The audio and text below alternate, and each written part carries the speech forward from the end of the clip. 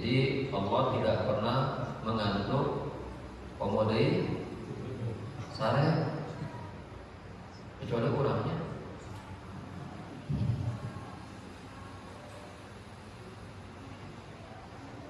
Lahu ma fis samawati wa ma fil ard. Miliknya semua apa yang ada di langit dan apa-apa yang ada di bumi. Itu semua milik Allah. Man alladhi yashfa'u 'indahu illa bi'izni? Siapakah yang dapat memberikan syafaat di sisinya?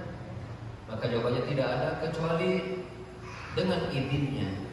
Artinya tidak ada satupun yang dapat memberikan syafaat di sisinya kecuali dengan izin Allah. Ya'lamu ma baina aydihim wa ma khalfahum. Dia mengetahui apa-apa yang ada di hadapan mereka dan di belakang mereka. Wa la yuhituna bi syai'in min ilmihi illa bima syaa'. Dan mereka tidak dapat meliputi sedikit pun ilmu Allah kecuali apa yang Allah kehendaki, dan itu sangat sedikit. Itu sangat sedikit. Jadi ilmu mereka tentang Allah itu sangat sedikit. Di mana ya para nabi berkata wa itu ya tidaklah yang aku berikan kecuali illa qalila, kecuali sedikit. Wasi'a kursiyyus samawati wal ardh. Kursinya Allah meliputi langit dan bumi. Makanya ini ayat disebut dengan ayat kursi. Kursinya Allah meliputi langit dan bumi. Wala ya'uduhuma. Tidak memberatkan dirinya menjaga keduanya, yaitu langit dan bumi tersebut. Wa huwal 'aliyyul 'azim. Dan dia maha tinggi dan maha agung. Ishtamalat hadhihi al-ayah ala ma'ani 'azimatin min jihati tauhidillahi wa isbati asma'i wa sifatihi wa 'umumi 'ilmihi wa qudratihi jalla wa 'ala. Ayat ini mencakup atau menjelaskan makna-makna yang agung berupa pentauhidan kita kepada Allah, pemurnian kita terhadap keesaan Allah, menjelaskan tentang penetapan kepada nama-nama dan sifat Allah, dan keumuman ilmu Allah dan kekuasaannya jalla wa'ala. Kita lihat potongan dari ayat tadi. Allahu la ilaha illa huwal hayyul qayyum. Allah tidak ada yang disembah dengan benar kecuali Dia yang Maha Hidup lagi Maha Agung. Kalimat la ilaha illallah atau la ilaha illallah atau kalimat la ilaha illallah, tidak ada sesembahan yang benar kecuali Allah. Ya, maknanya la ma'budu haqqun siwa. Tidak ada yang disembah dengan benar kecuali Allah. Ya. Selain Allah tidak berhak disembah. Dan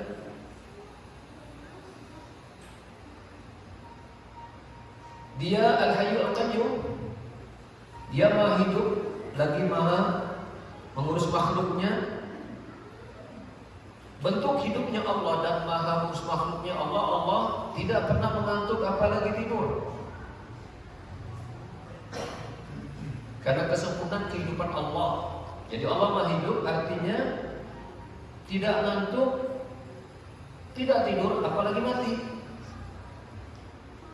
Bukti kesempurnaan hidup Allah Subhanahu wa taala adalah Allah senantiasa terjaga. Karena kalau ngantuk berarti agak redup kehidupannya. Tidur mati kecil, apalagi mati seterusnya.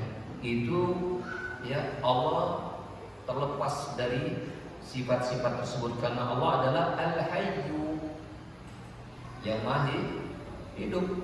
Demikian juga Al-Qayyum, senantiasa mengurus makhluknya. Kalau Allah tidur, kalau Allah ngantuk apalagi tidur, berantakan di langit dan bumi. Maka bukti kesempurnaan kekuasaan Allah Subhanahu wa taala, ya, Dia tidak pernah sedetik pun lengah lalai dari mengurus makhluknya, miliknya. Lahu ma fis samawati wa ma fil ardh. Semua yang ada di langit dan semua yang ada di bumi ini milik Allah.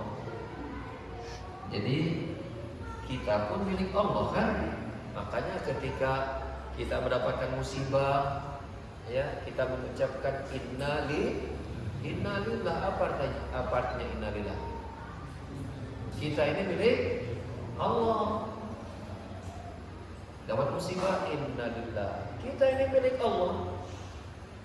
Jadi saya waktu masih kecil-kecil itu ketika dia meninggal, innalillahi wa inna ilaihi raji'un. Soalnya arti inna lillahi artinya kasihan amat tuh orang. Ya Allah, semoga dia engkau sayangi dia gitu. Kesannya seperti itu. Ada sih sedikit. Tetapi hakikat dari innalillah, kita ini milik Allah. Namanya pemilik terserah mau diambil kapan saja, gitu maksudnya. Nyawa kita ini milik Allah. Allah mau ngambil kapan saja terserah Allah. Innalillah, kita milik Allah. Wa inna ilaihi raji'un, dan kita nanti akan kembali kepadanya. Untuk ngapain? Untuk ngapain? Untuk diminta pertanggungjawabannya. Udah mati, tak selesai. Di alam kubur ditanya, man rabbuka wa man nabiyyuka wa ma dinuk.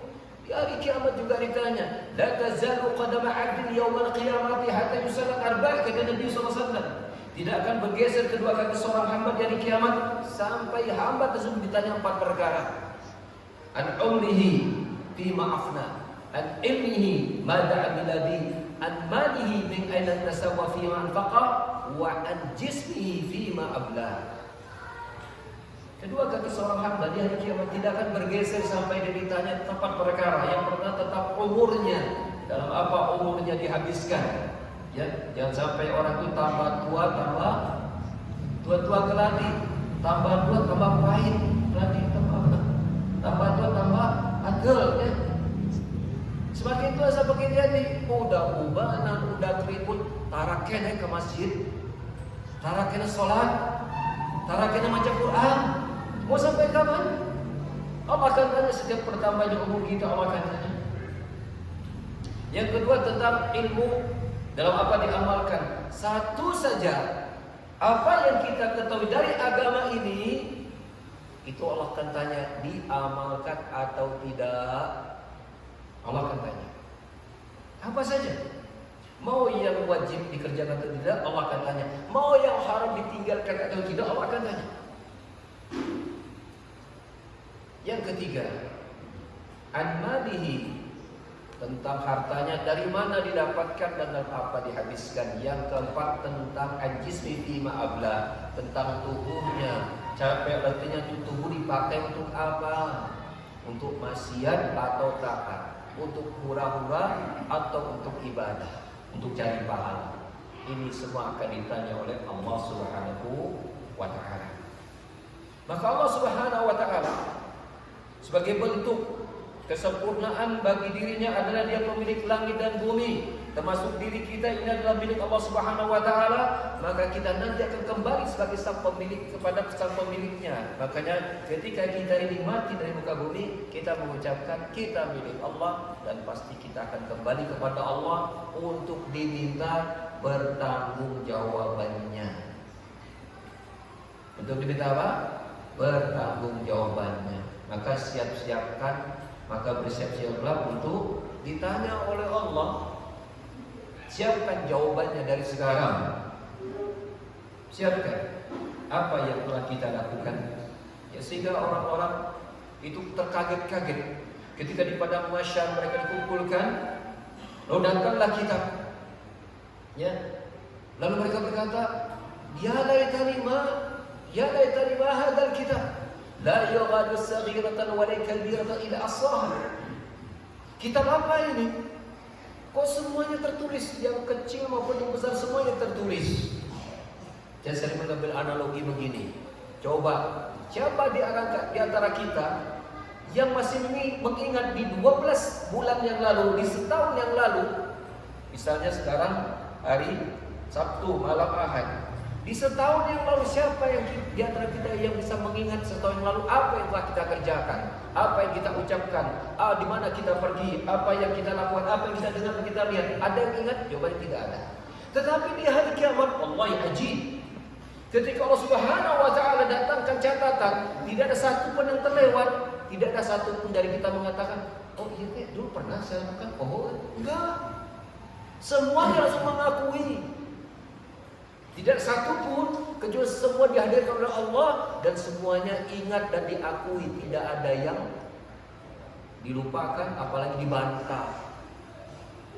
Makanya satu detik hidup kita dunia mempengaruhi hasil catatan kita di hari kiamat. Satu detik hidup kita dunia mempengaruhi catatan kita di hari kiamat. Maka hitung tiap detik apa yang telah kita amalkan selama Allah berikan kita. Maka Allah Subhanahu wa ta'ala mulkus samawati lahu ma fis samawati wa ma fil ard, miliknya semua ada di langit dan di bumi. Ya.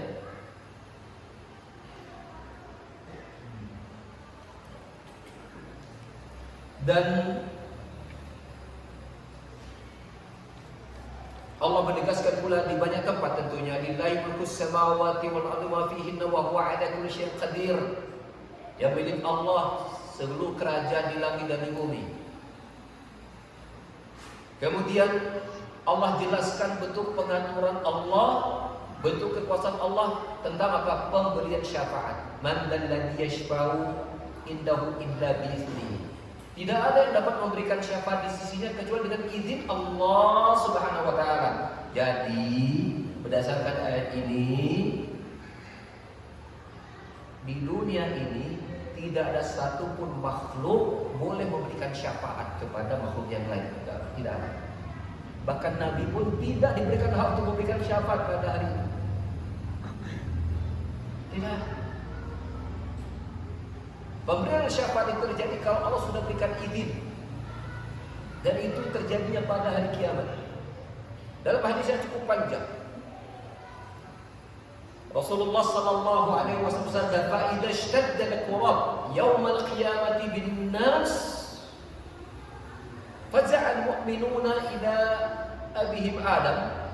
Ketika kesulitan di hari kiamat itu menimpa manusia, itu pada saat matahari Allah dekatkan dengan sedekat-dekatnya menimpa manusia, dalam keadaan mereka telanjang, tidak beralas kaki, tidak berkhitan dan tidak apa-apa, matahari Allah dekatkan dengan sedekat-dekatnya, mereka merasakan kepahitan yang luar biasa.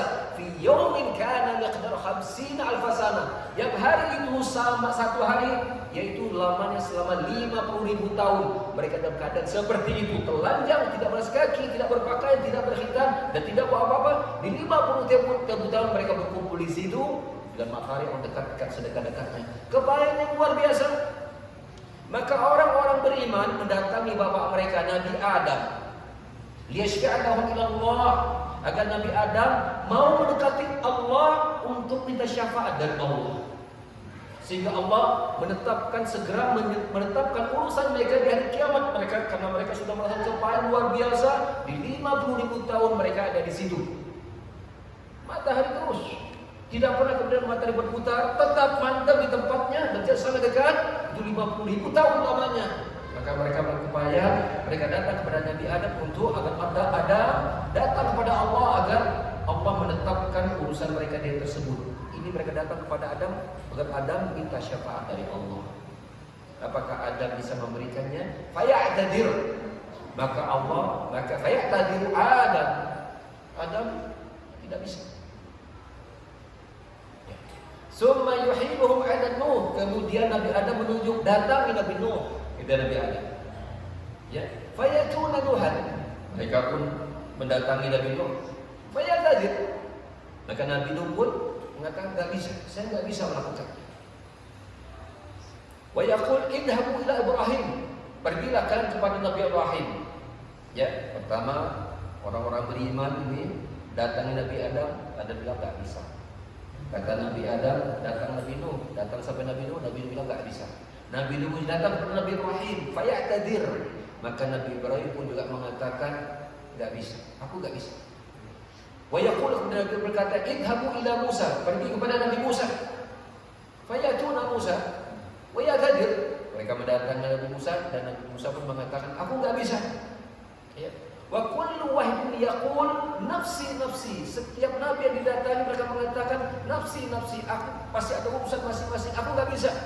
Kenapa? Mereka masing-masing merasa punya catatan tersendiri waktu mereka hidup. Nabi Adam pernah kan di surga, makan gitu kan, makan buah kuning kan. Ya. Nabi Nuh dan nabi yang lain cenderung kurang sabar. Ibrahim merasa dia pernah berdusta. Dustanya kata para ulama ini diperbolehkan untuk menyelamatkan istrinya. Ya. Nabi Musa juga demikian merasa ya dia kurang dalam bertawakal kepada Allah. Nabi Isa juga demikian. Ketika Nabi Musa menyatakan bisa datang kepada Nabi Isa, faya'dadir, maka Nabi Isa pun juga berkata nafsi nafsi, saya sibuk Nabi saya nggak bisa. Berarti begitu. Idhabu ila Muhammad, dan Nabi Isa menyuruh pergilah kalian kepada Nabi Muhammad SAW. Fayatu Muhammadan, maka mereka mendatangi Muhammad alaihissalatu wassalam. Fayaqul, maka Nabi berkata, ana laha, ya aku ya bisa melakukannya.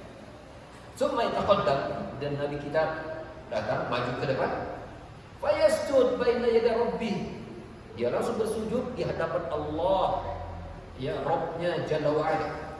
Fayahmadu bihamadin adimi bimahamidi adimihi wa isni alaihi subhanahu bimahamidi yatahuha alaihi. Maka Nabi dalam sujudnya memuji Allah dan pujian yang sangat agung. Memuji Allah dan pujian yang Allah bukakan untuknya bagaimana cara memuji Allah Subhanahu wa taala. Summa yuqalu lahu, kemudian dikatakan kepadanya, itu Allah memanggil Nabi kita yang sedang bersujud, ya Muhammad.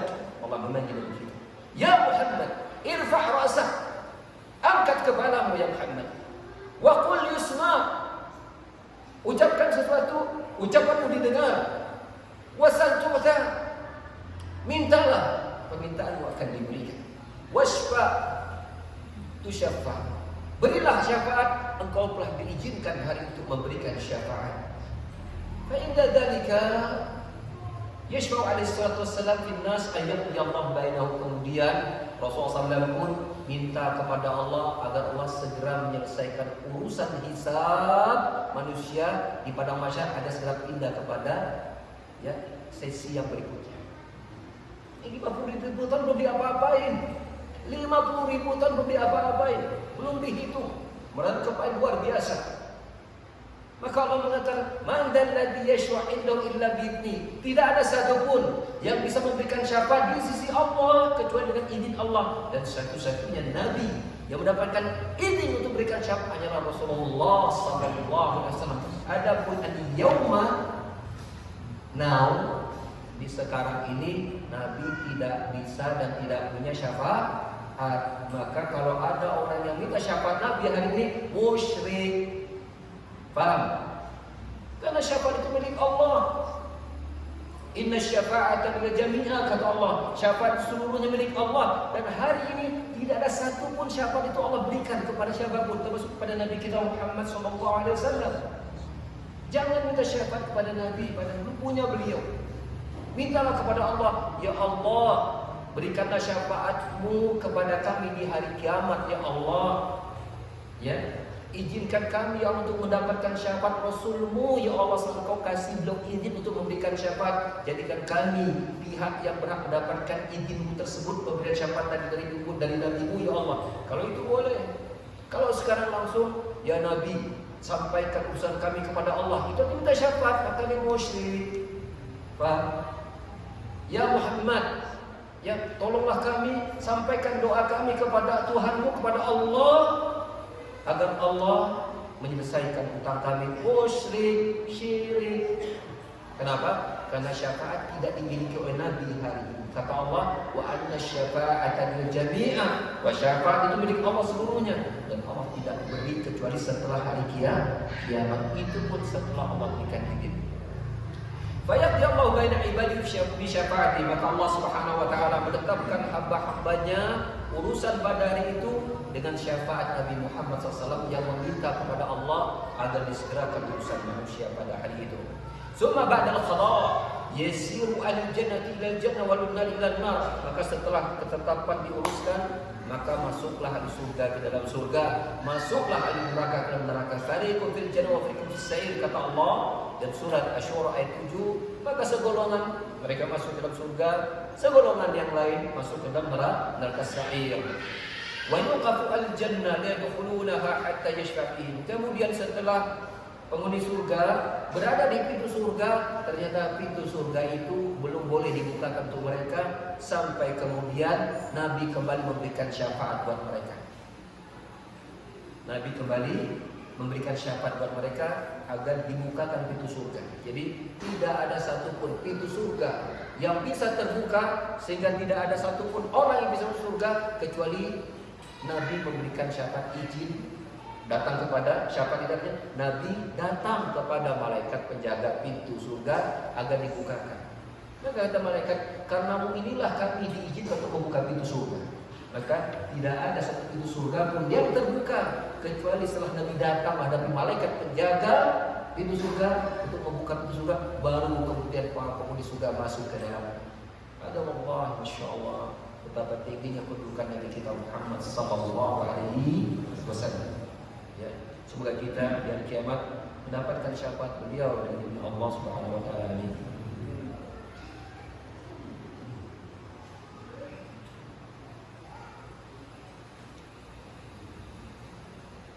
Inilah makna man alladhi yashfa'u 'indahu illa bi'idnih.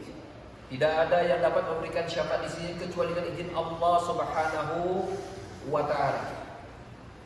Wa la yashfa'una illa liman irtada. Namun ingat, syafaat Nabi itu termasuk syafaat untuk masuk surga, ya, itu la yashfa'una illa liman irtada. Sesungguhnya bahkan seseorang orang mukmin dan mukminah bisa memberikan syafaat dengan syarat, ya, manusia yang berhak mendapatkan syafaat itu diridhoi oleh Allah Subhanahu wa taala. Ya, asy-syafa' fasy-syafa'atu la takuna illa liman radiyallahu qawlahu wa 'amalahu wa hum ahlut tauhid wal iman. Ingat bahwa syafaat itu tidaklah terjadi kecuali Allah berikan kepada orang yang Allah ridhoi ucapannya, perbuatannya. Mereka adalah ahlu tauhid, orang yang memberikan ibadah mereka ikhlas karena Allah, ahlu iman, ahlu ta'at. Mereka lah yang kemudian apa? Nanti para nabi juga akan memberikan syafaat kepada mereka. Adapun ahlu syirk, pelaku kesyirikan, kaum musyrikin, fala syafa'ata lahum, maka mereka tidak mendapatkan syafaat sama sekali. Allah Ta'ala berfirman, "Fama tanfa'u syafa'atu syafi'in." Tidak bermanfaat bagi mereka satu syafaat pun dari orang yang akan memberikan syafaat dari izin Allah Subhanahu wa taala. Wa ma lil-zalimina min jabin ma lil-zalimina min hamin wa la syafi'in tu'ta'. Ya. Dalam surah Ghafir 18, ya, tidak ada bagi orang zalim itu, orang syirik, ya, itu penolong dan pemberi syafaat sedikit pun enggak ada. Jadi orang kafir, orang musyrikin, mungkin dia mengaku Islam KTP dan melakukan amal kesyirikan, mengeluarkannya dari Islamnya, maka dia tidak mendapatkan syafaat Nabi sallallahu alaihi wasallam. Jadi ingat, agar syafaat itu didapatkan oleh kita harus berusaha membersihkan diri kita dari berbagai macam kesyirikan. Karena itu syarat karcis untuk mendapatkan syafaat Nabi dengan izin Allah tadi harus tauhid. Kalau syirik, Allah mengatakan fama tanfa'u syafa'atu syafi', tidak bermanfaat buat mereka syafaat orang-orang yang memberikan syafaat karena mereka musyrik. Maka para jamaah sekalian, belajarlah tauhid yang maksimal. Rincikan oleh kita syirik itu apa saja, mulai dari syirik kecilnya sampai syirik besar. Dan itu ada namanya kitab tauhid namanya. Dirinci dengan berbagai macam rinciannya. Insyaallah dalam kapan-kapan kita akan kaji, ya, rincian kesyirikan seperti apa agar kita bisa menjauh darinya, dan dengan itu kita mendapatkan karcis untuk menerima syafaat dari Nabi sallallahu alaihi wasallam dengan izin Allah Subhanahu wa taala. Kemudian Allah berkata berikutnya, ya'lamu ma baina aydihim. Allah mengetahui apa-apa yang ada di hadapan mereka dan apa-apa yang ada di belakang mereka. Ya, tidak ada satu pun yang tersembunyi bagi Allah. Yang ada di hadapan mereka itu tentang masa depan mereka, Allah tahu. Ada di belakang mereka tentang masa lalu mereka, Allah tahu. Apa yang sudah terjadi Allah tahu, apa yang akan terjadi Allah tahu, yang sudah terjadi kamu. Jadi para ulama ketika mendefinisikan Allah al-alim, Allah berilmu, maka Allah berilmu pada empat hal. Satu, ilmu Allah meliputi satu pada perkara yang telah lalu. Kedua, pada perkara yang sedang terjadi. Yang ketiga, pada perkara yang akan terjadi. Yang keempat, pada sesuatu yang tidak terjadi. Kalau bagaimana terjadinya, kalau terjadi Allah tahu. Pak, Allah Subhanahu wa taala berilmu terhadap kejadian pada empat keadaan. Satu, berilmu pada keadaan yang sudah terjadi. Kedua, berilmu pada keadaan yang sedang terjadi. Yang ketiga, berilmu pada keadaan yang akan terjadi. Yang keempat, berilmu terhadap keadaan yang tidak terjadi. Kalau bagian terjadinya Allah tahu. Contoh, yang tidak terjadi, tapi kalau terjadi Allah tahu terjadinya, tapi Allah tidak kehendak terjadi. Contoh, bisa enggak Allah menghidupkan manusia yang mati di dunia? Bisa? Bisa? Bisa? Bisa. Dan pernah terjadi di zaman dulu. Nabi Musa, di jasa Nabi Musa, ada orang yang membunuh dari kaum Bani Israel. Maka mereka bingung, siapa yang membunuh laki-laki ini? Mereka datang kepada Nabi Musa. Maka Nabi Musa bilang, cari oleh kalian sapi betina. Kata mereka, kami di sini datang ingin kepada kamu agar kamu tanya kepada Tuhanmu, siapa yang membunuh laki-laki ini? Kalau kami mencari sapi betina, kamu ini bahlul ya Musa. Maka dengan a'udzubika an aku berjahil, aku dulu kepada dia orang yang bahlul dulu mereka. Udah cari. Sebelum dicari mereka nanya lagi, tuh sapinya apakah tua atau muda? Padahal kita cari aja kan beres. Nanya lagi, yang tua apa yang muda? Ya. Maka Nabi Musa mengatakan, beda gali antara kedua, enggak muda enggak tua. Nanya lagi, balauha, warnanya apa? Padahal kalau dicari maka cepat dapat, tapi nanya lagi. Itu memang bandelnya Bani Israel. Enggak langsung cepat mengerjakan perintah nabinya.